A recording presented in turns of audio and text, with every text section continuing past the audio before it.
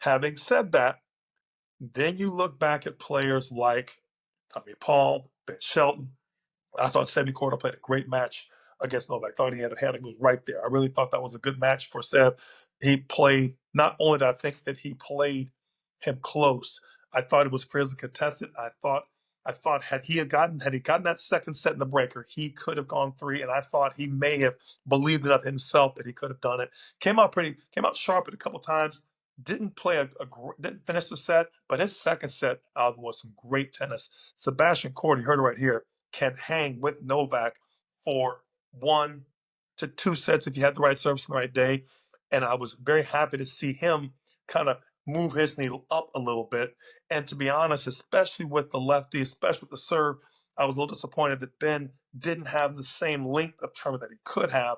And I would just love to see him have, uh, just a little better staying power, in some of these 1000s, especially with the loss of the Sinners and the Alcarazes. So same thing. My same argument for Taylor extends by definition to the other three or four. Yeah. So I mean, I think that's kind of we're kind of going back and forth here between like what we saw this in the last 2 weeks versus what we've seen in the last 3 months.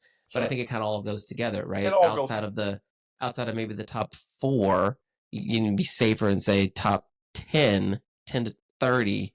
They're all somewhat interchangeable, and I think it's kind of fluid. And that kind of speaks to the, they don't always, there's no one that's going to, very few players that will show up at the back end of events consistently. Like Musetti is as likely to get to the semifinals of a Grand Slam as Ben Shelton is, as Tommy Paul is, like as Stefanos is, like yeah, exactly. So I think that kind of speaks to their fault, and I think that's my point, because I don't put Musetti and Berrettini in that same list of players.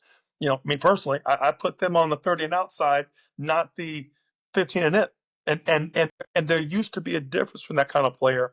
To your point, they fade to black a little more between the and that's with them, is that they don't.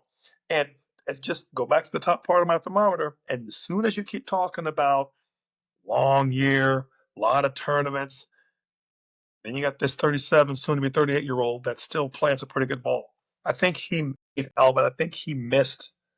I think the stat was he missed 6 serves in a 2-set match. Yeah, it's tough. There's been games, Alvin, where I've missed 6 serves. Hey, if you miss 6 serves and you're still in the game, that's pretty good. You see what I'm saying? I'm shambling the guy for allowing me to still hold, right? But my point being, 6 total. Yeah. 6 total. And the guy giving returns up, so he got the best returns in the game ever. So I say that to say, Dimitrov plays some good tennis. I don't want to jump back and forth. Let me do this. Let me go through my quick notes. I'll give you just a quick segment that I saw from the quarters, and maybe just dial in a little bit on the men's matches themselves. I mentioned Korda and Novak earlier in that quarterfinal match. I thought that Sebi played solid. I mean, very well for him. Novak puts you in this vice grip, and then he just does not let up on you. I think he plays this through the middle, kind of hard ball right at you, making you change directions from awkward spots that he knows you're going to go for. He knows you're probably going to make the wrong decision.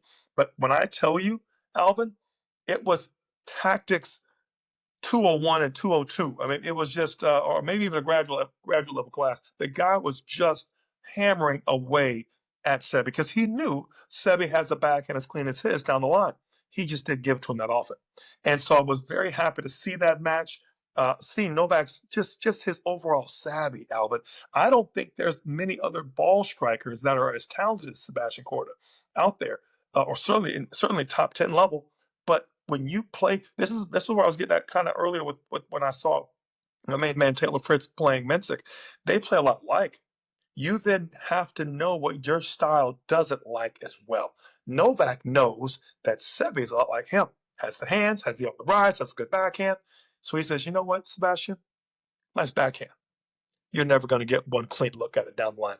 Those 3 winners out on me, that's all you're going to see. And that just tells me Novak's genius on the court, where you won't get the ball to hurt him with.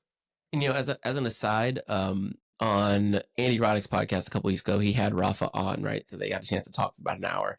And I mean, there've been lots of clips about it, and you can go find it everywhere on the internet. But Rafa did say something interesting about how he approached playing Novak, where he preferred to play up the middle to Novak because Rafa felt like taking his lefty forehand to Novak's backhand was not going to help him any, because Novak would step in. Either he could go back that ad side cross court with him, or also had the ability to take that backhand, run it up the line, and then kind of put Rafa on defense. So the big takeaway is, for you junior players, for you lower level players, you can hit the ball at the middle. It's fine.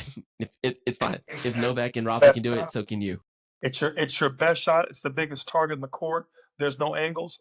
Hit it deep enough, no one can hurt you. And he does it off the returns. He does it off big on the rise backhands. And then it allows him then to counter punish from the corners without having to go side to side.